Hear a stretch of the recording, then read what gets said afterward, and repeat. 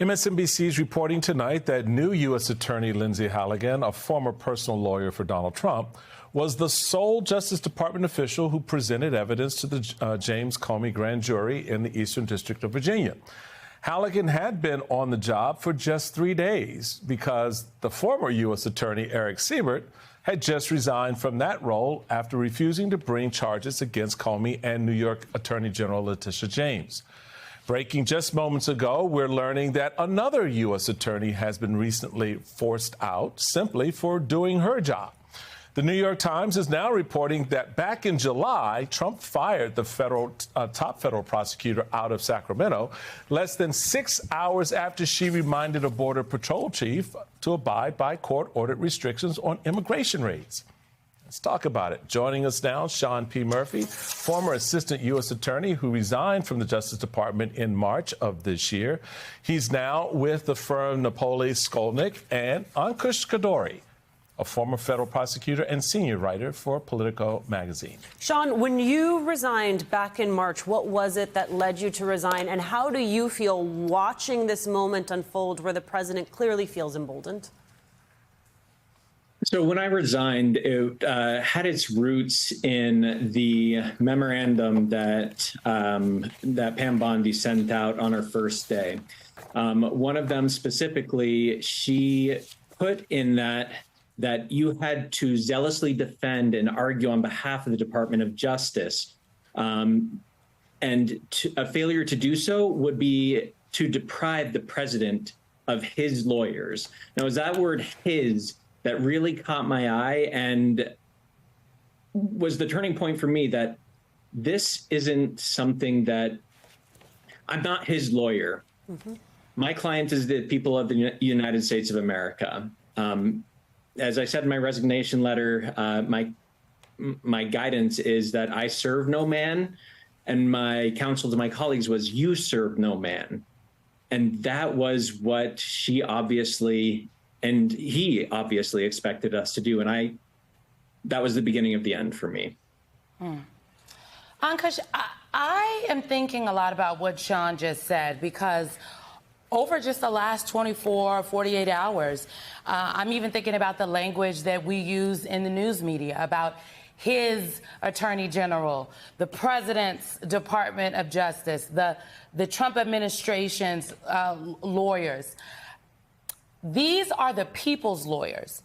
And the language that we use to describe what is happening can also color what people now believe to be commonplace and appropriate. And our own conversation about this could also run the risk of normalizing this very, not only concerning, but one could argue illegal behavior. Yeah, I mean, the tone here has really been set at the highest possible level. I mean, you see this from Pam Bondi on a regular basis, talking about her commitment to Donald Trump, how great Donald Trump is, how important the Justice Department is to achieving Trump's political goals. And that has trickled all the way down. And it's consistent with Trump's desire, which he broadcast all throughout the 2024 campaign, for the Justice Department to be much more directly responsive to him specifically, and an instrument for him to pursue his political adversaries, investigating and potentially prosecuting them, as he's now doing with Jim Comey. He talked about this all the time over the campaign trail, but you're right. I mean, we are seeing the realization of that vision.